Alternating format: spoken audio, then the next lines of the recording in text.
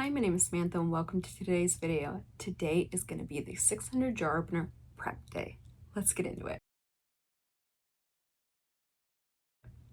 So in today's video, I want to make sure that I have all of my fabric pieces cut up, all of my shelf liner cut up, plenty of bobbins filled, and the thread ready to go. So I plan to organize using these 2-gallon freezer bags. So my idea here is to have each gallon bag be 100. So I want to cut up the shelf liner, get 100 pieces. I want to look at the fabric and then put 100 pieces in each bag so that, I mean, there's not 6 weeks, but I know that once I finish this bag, I've done 600. I think it will also help me stay organized as far as like going places throughout the house and whatnot.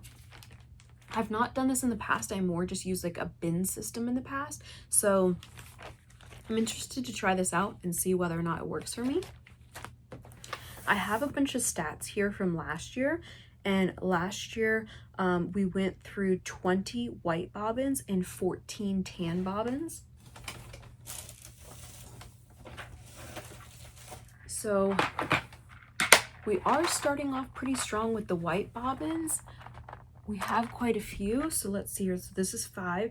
So this whole thing needs to be full of white, and then we need 14 that are tan. So that will be 2 rows in here and 1 row in here. So that is another thing, the bobbins, the shelf liner, and the fabric. So with all this data and with these freezer bags, that is what we are going to do to prep so that on the first day of the challenge, which is the first Saturday, that we can just hit the ball rolling and, you know, start working on things. So let's do that. So here is where we're at right now with the bin. So I've got all of this shelf liner. This is about to be loud. All this shelf liner, more shelf liner, and then I have jar openers that are already cut. These guys I want to be jar openers, and then these are already cut into strips. I also have all of this new fabric, which I just ironed. So I need to pull these guys out and iron them all so they're ready to be cut. And I will add it to this list and we'll figure out how much we are going to use of each pattern. Okay, so here is where we're at with the fabric. So I've got 3 pieces that are over 1 yard, 18 pieces that are 1 yard, 2 pieces that are 22 inches, 23 pieces that are a half yard, 6 pieces that are fat quarters, and then 6 pieces that are less than a fat quarter, and 98 which are strips. So that means we have at least 156 patterns right here. That is not counting all of these guys here or these ones here that have been cut up. So this is like a half yard cut right here. So when I'm cutting all these guys up, I'll just continue stacking them in these piles. That way I can pull one of these piles and I know that it's a combination of all the patterns. So one of these piles will be the what is it called, like the primary one to complete, and then work on the next one and the next one and the next one, because I want to make sure that I have the most variety of patterns is the goal. So I need to get all of these guys cut up and sorted, and then we can figure out what we're going to work on. Update on our cutting progress. So these are ones that were already cut up. They were in our bin.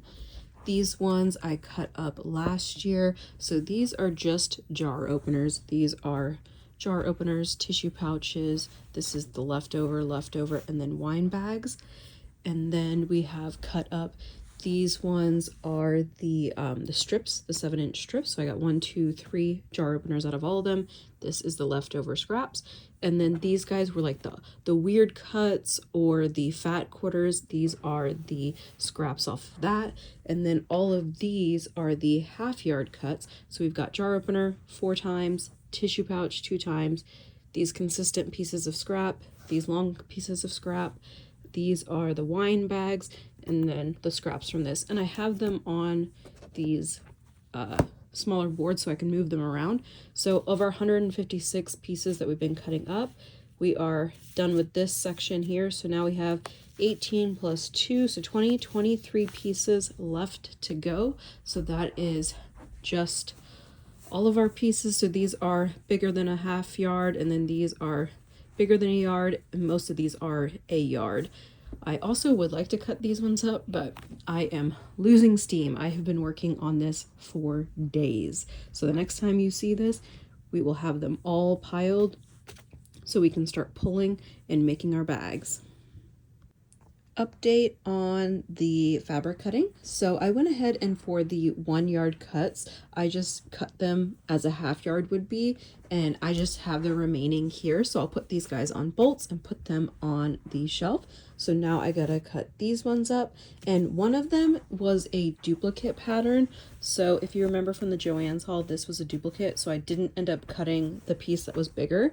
So I minused one from the 1 yard cuts, and then these 3 weren't in the calculation, so I added 3 onto the over 1 yard cut. So these guys, I'm gonna cut this same layout worth, so a half yard worth, and then all of these will be put on boards and put on the wall. So we are so close to being done cutting the fabric, and then we're gonna calculate how much is in each pile, but we also have to add on all of the other ones. Oh my gosh, I never thought I'd see the day. So everything is cut. Now we just need to stack them in an organized manner so that we know how much everything is. So these stacks here, I figured out how much is in each stack because there is the half yard cuts, and everything bigger, right? So all of these numbers added together is 48. So that means all of these stacks that are singles are 48, right? So the wine bags and the 4 jar openers, and then the tissue pouches, there's 2 on each side because they're single cuts, right? So 96 and 96. So then these guys are the strips, right? So there's 98, so that means that there's 98 in each pile. And then these guys here are all the same in every pile, so there's 20, well, except for the jar openers, so or the tissue pouches, so that means that there's 40 in each of these stacks. And these are all in the same order, all the patterns. And then these 3 guys here, so this first stack is 43, and then this stack here is 140. So these 2 are jar openers, and then this one here, the tissue pouches, tissue pouches, this is 18. And this one is pretty even, that there's like 2 pieces of each. So now what I'm going to do is I'm going to pile them onto here. I'm going to start with the ones that fit the best. So like ones that have 4 jar opener patterns, one that has 2 tissue pouches. So that way when we start working on a stack, we're having an like even disbursement of patterns. And then I'll work on the ones that are like more leftovers. I don't know if I'm going to add those to the pile or if we're going to set them aside. So for right now, I'm just going to do all the ones that are 4s. We're going to get those added on, and then we'll go on to the 3s. Okay, we are almost done here. So I've got most of the things piled on now. So obviously the wine bags just got piled on, the 20 that were in the wintertime stack, and even the scraps are all matched up. So these are all in order. And then the tissue pouches, so I got all of those added on. So we have 154 tissue pouches in each pile, so that's over 300, and then 68 wine bags. For the jar openers, I have all the ones that are 4s, so they are evenly split between the 4 piles, 79 in each pile right now. We also have the piles of the 3s, the 2s, and the 1s. So the 3s, each pile here is 120, so I'll go ahead and add that onto pile A, B, and C. And then we have the 2s, which these are each 24, so we'll add that onto A and B. So give me 1 second here. And just like that, there we go. So the A pile has all of the different ones. It has the 4s, the 3s, the 2s. Now the 1s I'm not concerned about. I'm going to leave these guys to the side. There's not very many of them, and all of these patterns are already accounted for in the stacks. So we have the majority piles here, 223, 223. And then this pile here, it has less, right? So it has 199. and then this guy has 79. So all the piles combined is 724. The goal is to do 300 jar openers, so that's roughly these 3 piles here, so I likely won't do this pile. I mean, if we could get all of these done, that'd be fantastic. I don't know if I have enough material to do that, but that would be great. These scraps here are all a similar length. I don't really know what I'm going to do with these scraps. These scraps up here, my hope for these is that I can use my bias tape tool here and I can make some bias tape and fold it again and stitch it, and they can become the handles of the wine bags. Now I don't have them for all of the patterns, right? Because I didn't cut them all in the same manner, but all of the ones on the bottom, so what was it, that first count, the half yards and up, so all of these guys, so it was like 40 something or 50, oh, it was the first number, 48. 48 of the wine bags I have coordinating fabric up here. So that would be a really great use of this piece of scrap if it can work. I don't know. I want to try that. These 2 pieces of scrap, I don't know what I'm going to do with. And then these guys here, again, I'm not totally sure what I want to do with these. I was also thinking this could be a cool like bias tape thing, like make a long thing, cut them all the same size. I don't know. So this guy and this guy, I'm not sure what to do with the scraps, but that is everything cut up. I am so glad to be done. Oh, there's more scraps. Hold on. So there's all of these scraps here too, right? These are all the bigger pieces. So those will just go in my scrap bin. Oh, and this is all of the fabrics on their comic book boards. So they need to go on the fabric wall. So anyways, so that is all of the fabric cut up. So now I need to work on winding the bobbins and the shelf liner, and then we can start putting all of the items in the bags. I don't know if I've talked about the bags in this video or not, but we're going to separate them into project bags so I know what I'm working on. So glad to be done with this. Okay, so a little hiccup in our plan to be like overly productive and get all of these done. So this is all of my shelf liner. There are 30 rolls, meaning I can get 600 jar openers. So we cannot do any extra. I do have this bin of like half done jar openers and stuff and like a couple extra pieces, but it's nothing like significant. And you know why? I could have sworn that I bought an extra roll. It's extra rolls. It's because I did make that batch back in December, and then I made the kits, the kits for the Galentine's Day class. So that's where the extra rolls went. So I don't know, either I can not do more than 600 or I can break my rule of buying stuff at Walmart. If I break the rule to go buy shelf liner, then I'm also going to buy bobbins to wind up thread to put in the kits. So I'm thinking I'm going to break the rule. I can access like 3 different Walmarts. So I think I'm going to break the rule so that we can do more than 600. Anyways, let me get this cut up. The plan is to have bags of, I think it's 75. Is it 75 or 85? I got to look at my notes and see what the bags are going to be. So these are going to go inside of the 2-gallon bags. So we've got this 2-gallon bag. So I'm going to pull this out. We're going to put this piece of paper inside, right? And we're going to have the shelf liner that's needed and the jar openers that are needed, the fabric in this bag. And this is project A, this is project B. And so that's my plan to stay organized. So let me cut up all this shelf liner. Update time. So here is the shelf liner cut up. So these are stacks of 80. This one is a smaller stack. So what I'll need to do is take 5 off of each stack of 80 to make them 75. Each of those 5 stacks will go onto the smaller stack. So I was looking at my counts of jar openers. So the total count right now is 726 because I did find 2 extras right here. So these each bumped up to 224. And I was like, how many more to get it to 750 or 800? So if I were to do 800, I would need 74 more. If we were going to do to 750, I would need 24 more. So then I was counting the ones that were like in the bin, partially done.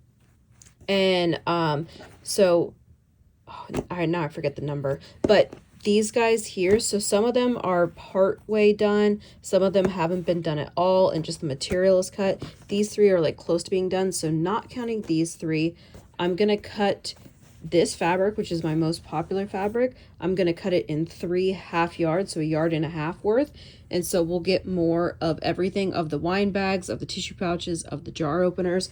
If I don't get around to this fabric, that's fine. So all of these are going to go into this pile here because they are not as important. I already have these in my stash, but it'll be good to have these.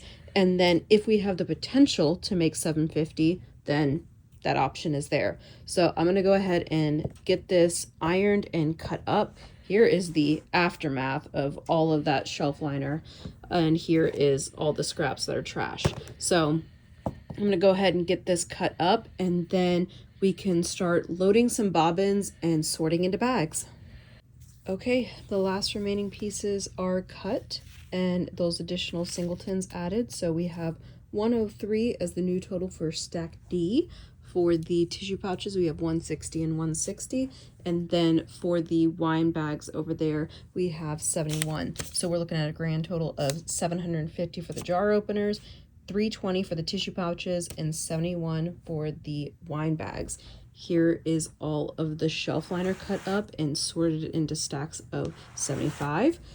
And then here is the gallon bags. Like I said, each bag is going to have a letter, and it's going to have a stack of 75 shelf liner and fabric, starting with pile A. We're going to work pile A into how many bags it'll go into. Then we'll start with pile B, then C, then D. We're not going to end up getting to D, but starting with these ones. So I need to work on the bobbins, which, let's see, 20 white bobbins and 14 tan. So my bobbin situation is right here. So I'm more concerned with the tan than the white because I have a lot of white already done. So let's see, 1, 2, 3, 4, 5. So 5, 10, 15, 1, 2, 3, 4. So I almost have 20. If I just resort these guys. That guy's like half done. Okay. And then I need 14 for the tan. So we have 1, 2, 3, 4, 5. Oh, there's a white one right here. Okay, so we don't need to do any white. All the white's already done. Okay, let's see how many empty bobbins we've got. So 5, and then 6, 7, 8, 9, 10, 11, 12.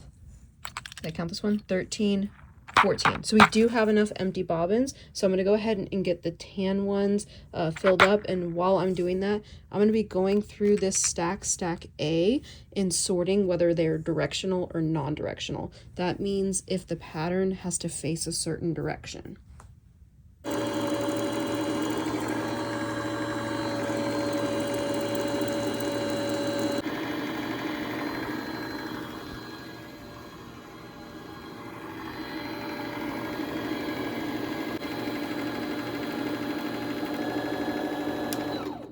Well, there we are. The last bobbin is wound. I can't do that with one hand, but I actually ended up doing 15, so 1 extra. And I've got the first pile, so 224 sorted into non-directional and directional. So A, B, and C, because this is going to end up being 3 bags worth, I'm going to count 75, 75, 75. I don't expect these to be perfect piles. Like, I don't think that this one is 75. So what we'll do is this next pile will end up being the same thing, right? So it'll probably be D and E. So D and E will be the non-directionals, and then C will be directionals from both piles, if that makes sense. So let me sort this out and that'll make more sense. Okay, so the bobbins are wound. We are starting to sort out the jar openers. So this is the idea behind the bags, if this is making more sense now. And the reason why I wrote a big letter and then a little letter, because I knew that it would get covered up. So this is 75 of the fabric and of the shelf liner in a bag. So now I can work on project A. And the way I have the steps broken down, I can do a certain amount of steps each night and hopefully only have to work for about 3 hours per bag, and then I can go on to the next bag. So these two are 75, this one is 14. So of the first pile, 3 of the letters are non-directional, and then the 4th letter has 59, and this is directional. So when I separate this, it'll be the same thing. So that means that the next 2 letters, if I could separate this, E, F.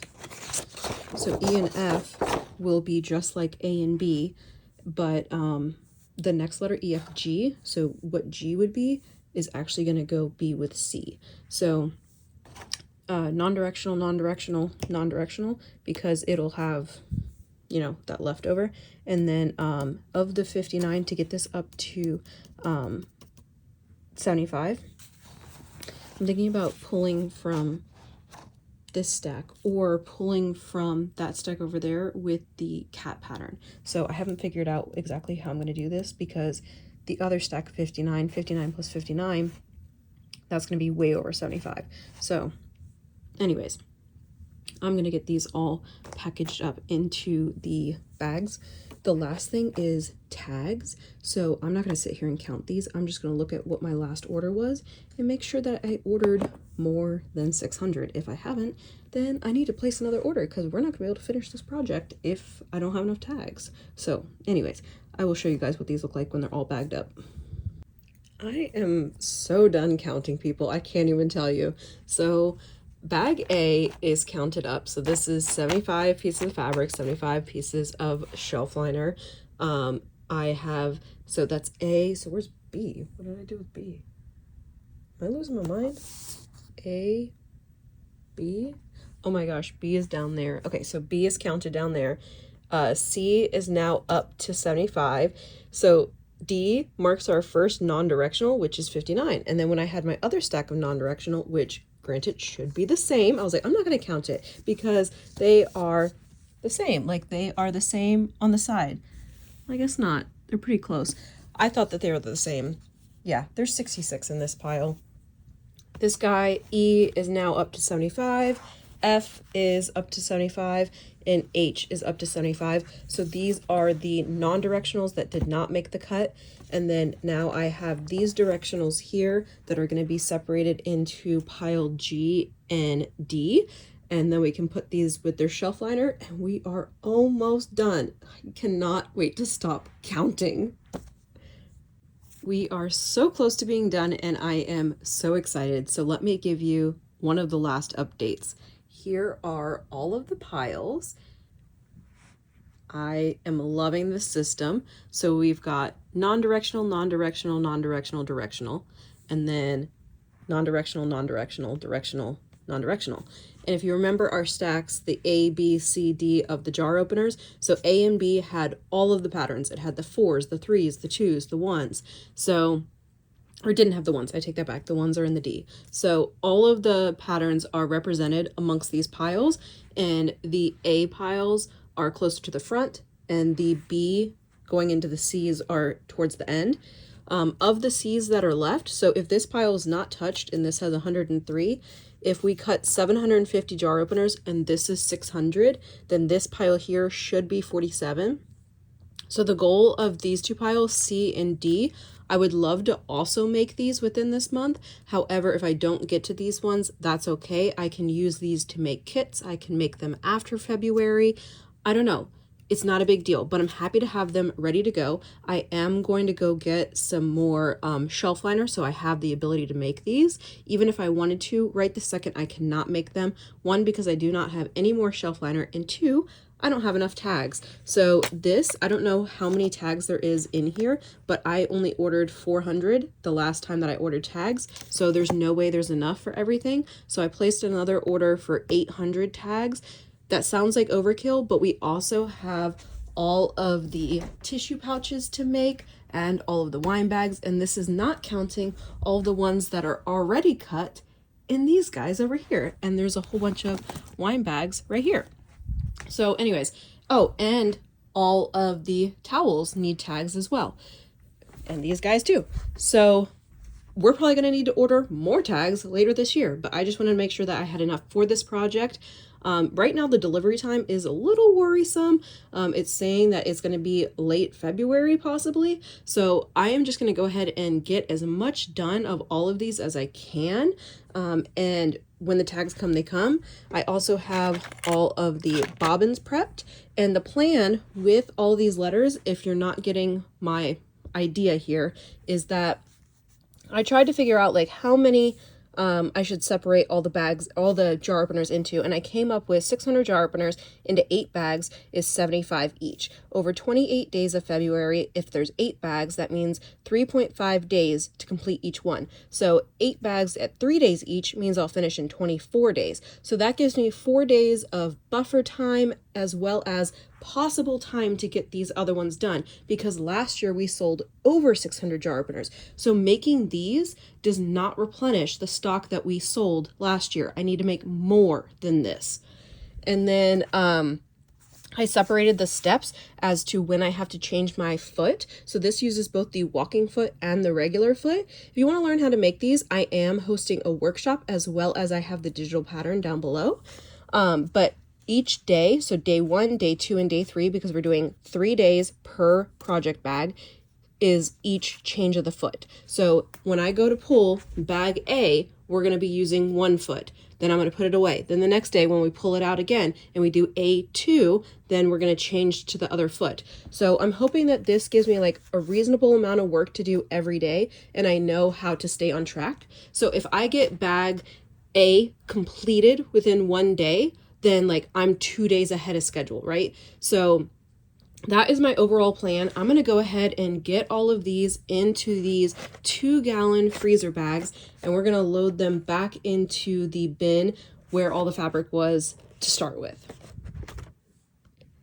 Here we are. We have finally reached the end of our prepping session. This is all I can do until February 1st.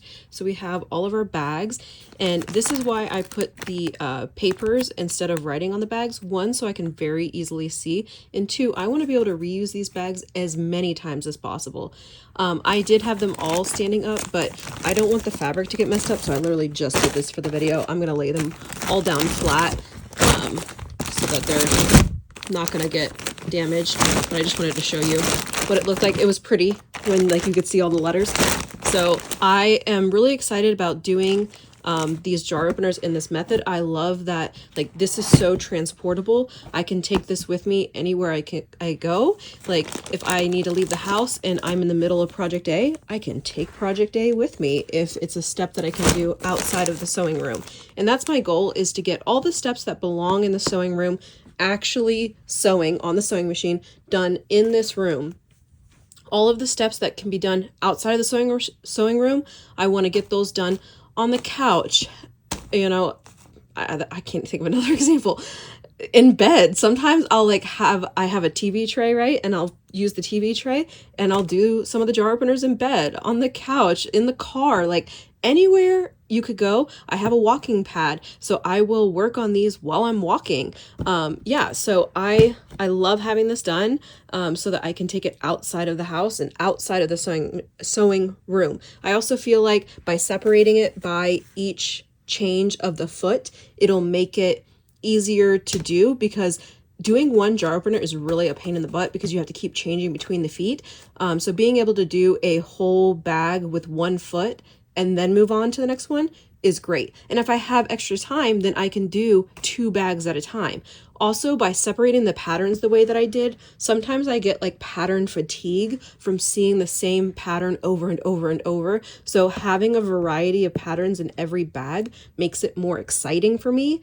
The reason I separated the directional and the non-directional is because of when I put the tag in, all of the tags need to be in the same position. So for the non-directionals, it doesn't matter. I put it in the same spot every time as I'm going through the pile. But for the directionals, one, when the right sides are pinned together, they need to be pinned correctly, facing the same direction. And 2, the tag needs to be in the right position. So those bags just need more attention.